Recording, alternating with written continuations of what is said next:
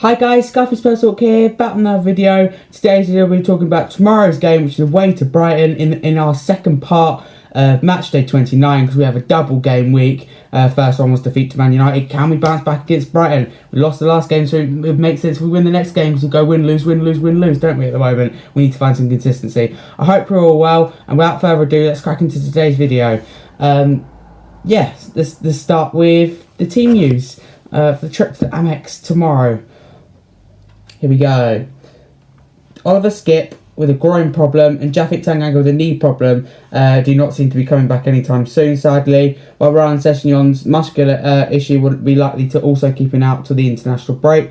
The international break, by the way, guys, we play Brighton tomorrow, so that's Wednesday evening, and West Ham United at the weekend on the Sunday. Then there's an international break and we don't play again for 12-15 days. Conte did not pick up any fresh concerns at Old Trafford and is unlikely to consider many changes despite the defeat, with Sergio Reguilon disputing for Sessegnon on the left. So that is the team news. Simple as that. Yeah. Sadly Skipp, ain't quite ready yet. That's the thing.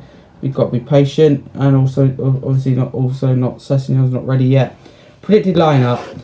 My prediction, I'm going for some tweaks since we have a double game week, double match day 29. Played Man United, didn't we, on that Saturday? We play again on the Wednesday, and obviously the priority is the West Ham game Sunday. So I'm going to make a few changes to the team. We keep the spine the same.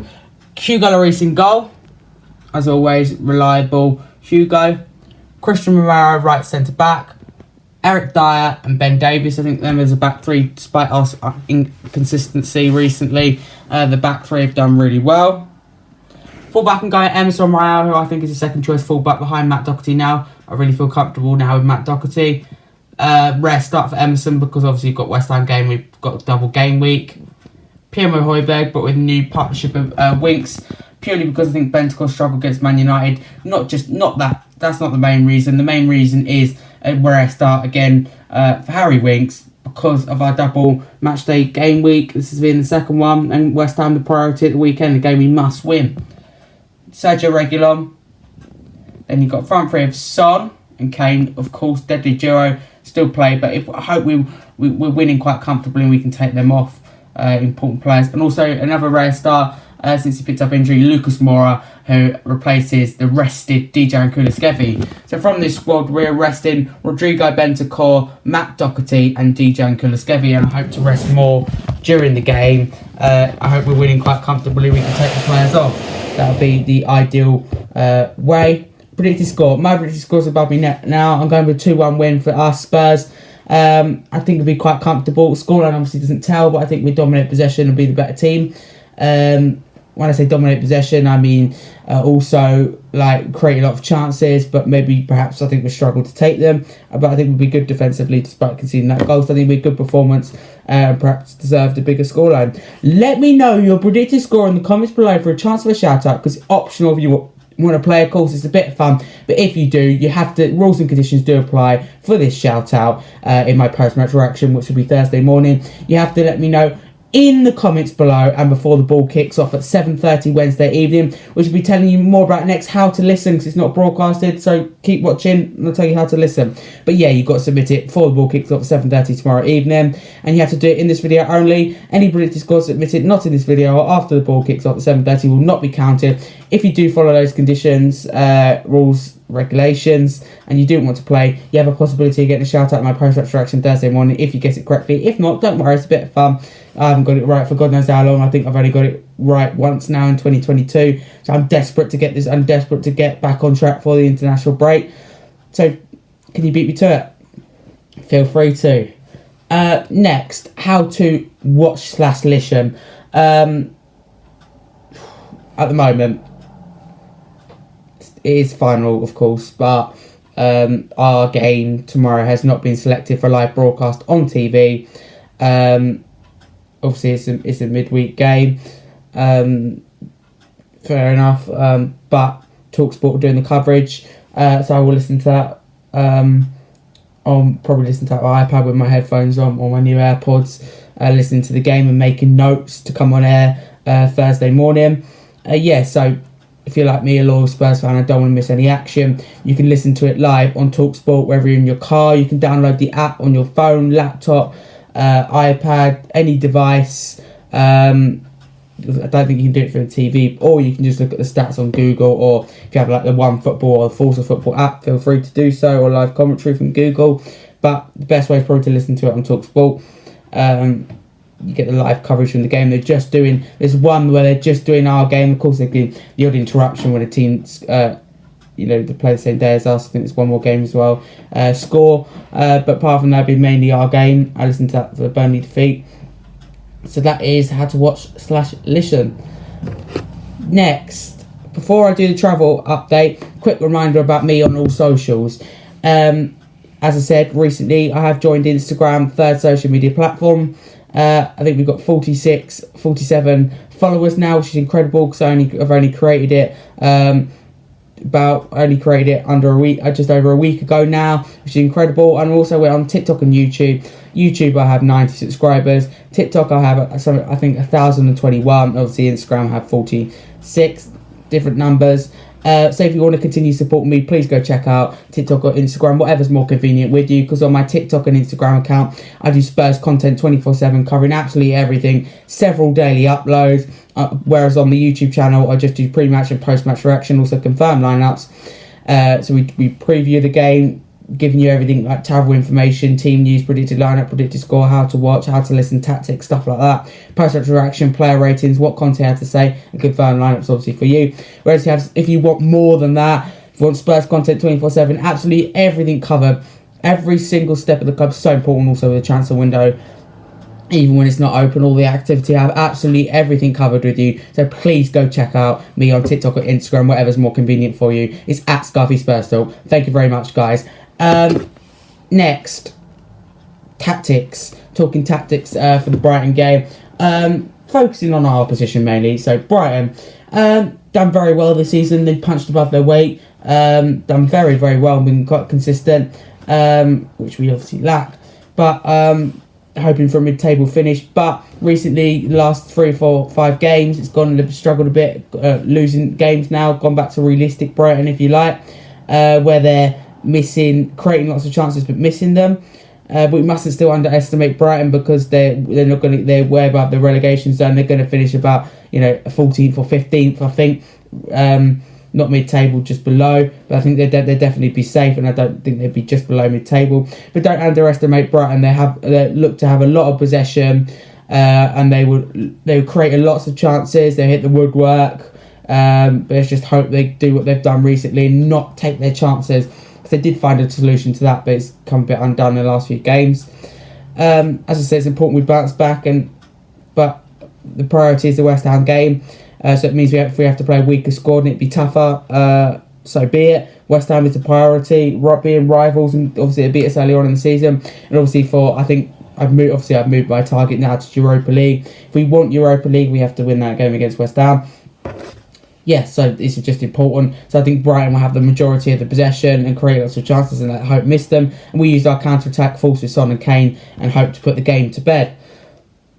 Last but not least, information for travelling fans to Brighton on Wednesday evening. Here we go. Supporters making the trip to Brighton Hove Albion for our Premier League fixture on Wednesday, so that's tomorrow, should be aware of the following information.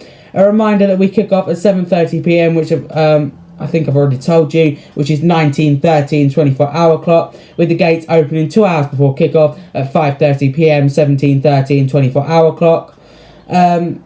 Supporters are asked to take particular note of the information regarding all the unauthorised use of tickets, which can be found below. Supporters without tickets should not travel to the Amex. Get into the Amex. Detailed advice on getting to the Amex I'll be reading to you below, including details of a free train travel zone. Supporters travelling by train should check Southern Rail journey planner before departing. Post-match trains departing Falmouth to Brighton will not stop at Moorskobben or London Road. Supporters are asked to follow the latest government guidance on staying safe while using public transport, which can be found on the Spurs official app, on this article, link, website, whatever you want to call it, I'm reading, which is the travel news for the Brighton game. So you can just find it there. Supporters travelling by car are advised to use one of two park and ride sites at Mill Road, by the way, which is the BN1 8ZF, and Brighton Racecourse, which is BN2 NXZ. Both sites will be open from 4:30 p.m. and spaces will be allocated on a first come first served basis. So supporters are asked and advised to arrive to the stadium early. A residence parking scheme will be in place operation near the Amex, with no local street parking available for supporters attending the match. Entrance to the stadium. The visitors section is located in the blocks S1A to S1F in the south stand of the Amex Stadium. Accessibility.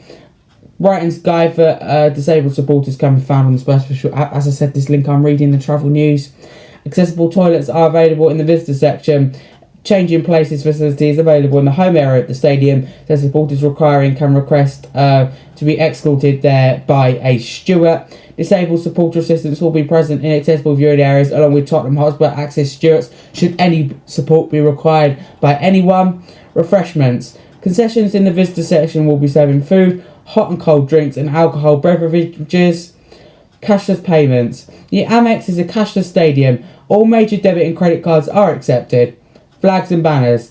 Flags and banners are permitted in the visitor section at the Amex, providing they have a valid safety certificate.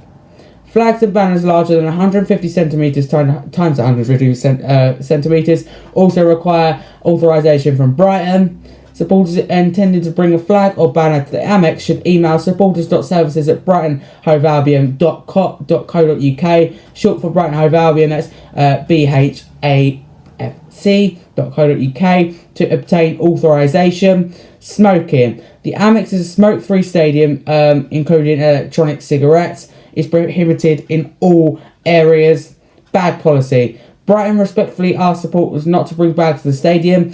Only bags A4 size, by the way, which is 297mm times 210mm. A bit of maths for you there, guys. I'm totally not reading it out of there. I totally came at that answer myself. Or smaller will be permitted. There are no bag storage facilities at the stadium, and any bags left outside the stadium will be removed and disposed of. Spurs respects. We are proud of our superb and loyal support home and away, and I'd like to add to that, our support is absolutely incredible. I've said it many times before. I think we've got the best support in the world. That's why we're the best club in the world. We don't have to win all the trophies. You have the best fans in the world, some of the best facilities, and one of the best managers in the world. Our fans are the heart of the team. Absolutely incredible. Losing or winning, we support our team, and it's so proud to be a Spurs fan. It's absolutely amazing. Do you know what? Despite not winning, if we don't win a trophy, or if we are inconsistent, what keeps me going is our incredible support. We recognise that most supporters want to watch a football match and not listen to abusive or insolent language from the stands. Discriminatory behaviour, including racist, homophobic, sexist or anti-disability shouting or chanting or actions, is unacceptable. I'd like to add to that, there's no room for any stuff like that. There's no room for any kind of discrimination, anytime, anywhere, like the Premier League have said. There's no space for that, so my advice is please report it as soon as possible if you hear it to the local steward. If you witness incidents like this, please report them to your nearest steward. There you go. The club reserves the right to identify banned supporters found guilty of using discriminatory language. Unauthorised use of tickets. This is important, guys. Supporters are reminded that the unauthorised reselling or passing on of tickets is strictly prohibited in line with the club's sanctions and banning policy. Supporters selling away match tickets above face value will receive a different ban and deduction of all ticketing points. Supporters passing on away match tickets equal to face value or less will receive a written warning and a 50% reduction of all ticketing of 50% reduction of ticketing points. Supporters unavailable to attend. Supporters unavailable to attend the match should contact the ticket office as soon as possible. The club should make its best endeavours to relocate tickets to other eligible supporters and issue refunds upon originally used tickets. So that is the travel information. Thank you for watching this video. I do hope you enjoyed. If you want to check out my pre-match preview, go check it out on TikTok and Instagram now, along with a load more keeping you up to date with the club's activity 24/7. It couldn't have been a better time to go and follow my accounts and keep it out, because it's made for you guys.